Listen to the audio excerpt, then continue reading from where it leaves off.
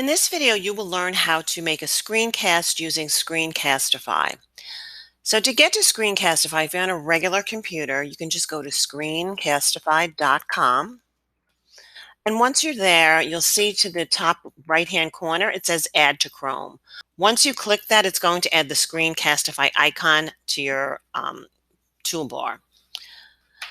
If you were on a district Chromebook, what you'll do to get Screencastify is click the white circle in the bottom left-hand corner of your screen. Then you will click this little up arrow. And when you do that, you're going to open up all the apps that are available on your Chromebook. One of them is your web store. So that's where you'll go to get Screencastify if it's not already on your Chromebook. So I'm going to click on the web store. Once you get to this screen, you'll see that it says for Smithtown Central School District. And to the right, you'll see all the apps that are available and that have been approved through the district. If Screencastify is not already on your Chromebook, you'll locate it here and click on it. And it's going to open it up. You'll see a description below, and you'll also see this Add to Chrome button, which is what you're going to check, and it's going to add it to the apps that you have available to you. Once you open it, you'll see that you can sign in with your Google Smithtown account, and then you'll also have to allow some permissions. So you'll see a box that pops up asking to allow permissions here, and also if Screencastify can use your microphone and camera. So you do have to allow both of these to continue. And then you'll see where your permissions are going to be set. So you have your camera and microphone, drawing and annotation tool. So you want to have both of those checked, and then click Next.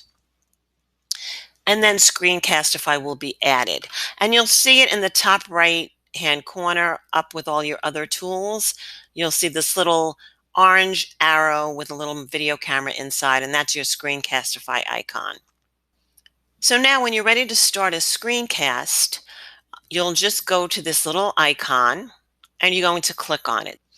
So I am going to click on the icon, and then a box opens up and it gives me some options for recording.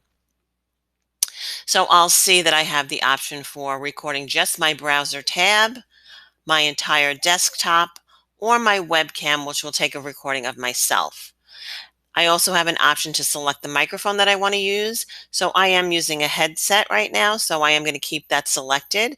But if I click the down arrow, I'll also see that I have the option for my internal microphone.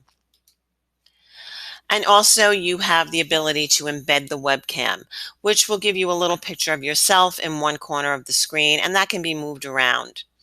So I'm on a Mac, so I am using my FaceTime camera, which is my embedded webcam.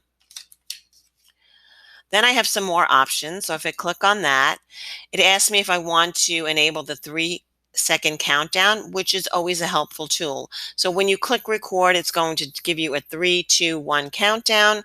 So you'll know when it's ready, when you're ready to start recording. And then also it gives you the ability to add drawing tools, which are really helpful if you want to annotate your screen during the presentation. So I always leave that checked. Once I'm ready, I can start recording by clicking this button that says record. It's asking me if I want to record my entire screen, which I do. And you'll notice that my picture appeared in the bottom right-hand corner. I can move that around anywhere I like. And I can also turn that on and off as we go through the presentation, which I'm going to show you in a few minutes. So I am going to select my entire screen here, and then I'm going to say share. I get my 3, 2, 1 countdown, and it starts to record everything I'm doing on my screen. So while that's recording, I do want to show you the tools that you have available while it's recording. So down in this left-hand corner, you'll see the pause button. So if I want to pause my recording at any time, I can just click that. So now my recording has stopped, and then when I'm ready to pick it up again, I can just click that again to resume recording. The other thing I have is some mouse pointer options. So you'll see when I click on that, you'll see these two options. This is to highlight my clicks. So if I have that selected, when I'm anywhere on my screen and I click, I already have my cursor highlighted, but you'll also notice when I click now, I get this little extra circle that pops up. So that's one thing you can do just to make sure that your students can see where you are on the screen. I'm actually going to turn that off. And then you also have the option to hide the cursor when the mouse is not moving. So that's helpful when if you're doing a presentation and you just leave your cursor, if you want it to just disappear so that it's not in the way of anything. Then the next tool you have are your drawing tools. So that's your pen. So when I click on the pen, I have the options to select a color by just using the slide bar here. So I can choose the color I want. And then once I do that, I am able to annotate my screen. I can point out different things going on. I can change the color as I want. There's also an eraser tool right next to that. So if I select that, I can erase anything that I've just written on my screen. The next option here is your video camera option, which is your embedding your webcam. So right now you'll see my webcam is in the bottom right hand corner, but if I click on this, my webcam is turned off. So this is a good option when you're in the middle of screencasting. If you want to turn off your camera because you think it might be distracting and you want students to focus on something, and then you can turn that back on anytime you like. And then this is the option to hide your tools. I want you to take note that the keyboard shortcut for that is Option T, because once you close these tools, you're not able to open them again without that keyboard shortcut. So if I X this, now my tools are closed, but if I hit Option T, it opens those up again. So those are your drawing tools and some of the other tools that you have available.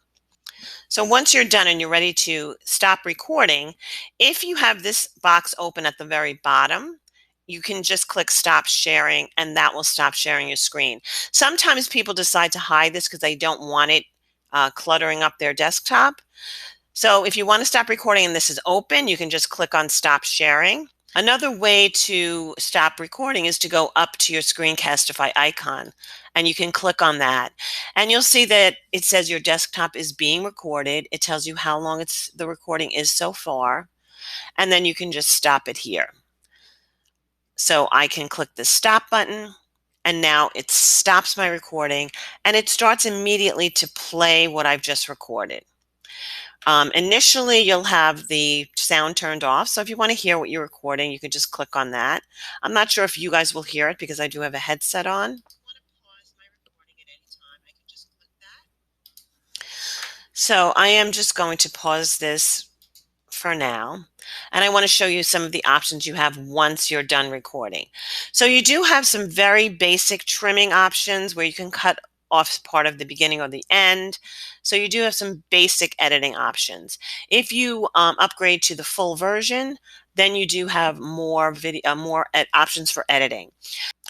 If you need more editing features, such as adding titles or music or backgrounds or things like that, you may want to use WeVideo because it's much more robust of a screencasting tool. But the free version of Screencastify is really good for just some basic screencasts. So Screencastify will, since you're logged into Google, it will automatically save anything that you screencast into your Google Drive.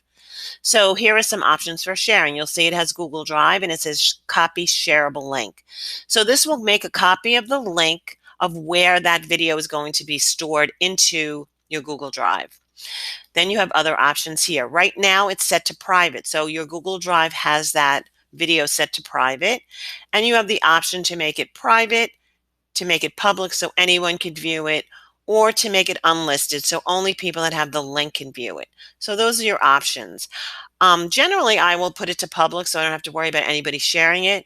But if you just want to share the link and you don't want anyone else to be able to access it, you might want to choose the unlisted. You also have the option here to view it on Drive.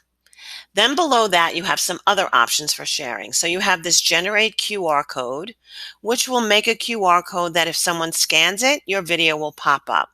You also can copy the QR code or download it.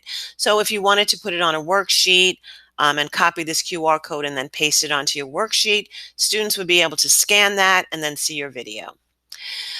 Another option you have for sharing is to share it directly to Google Classroom. You can also publish it to YouTube if you have a YouTube channel. You also can get an embed code, which will give you some HTML code that will allow you to embed this video into your website, and you can also send it in email. Additionally, you have options for downloading the video, which then gives you ownership of that video, and it's you know, you don't have to rely on storing it in Screencastify. So I do like to usually download my videos. So when I click on the download, I do have the option to just download it, which will download it as a WebM file. But I generally like to export it as an MP4 because I feel like that is a file type that's available and viewable on pretty much any device. And you also have the option to export just the audio, which would give you a sound file. So those are the many available ways of sharing your video once it's completed. So in this time of remote learning, or even as we go forward, if you're interested in flipping your classroom, Screencastify is a great tool for doing so.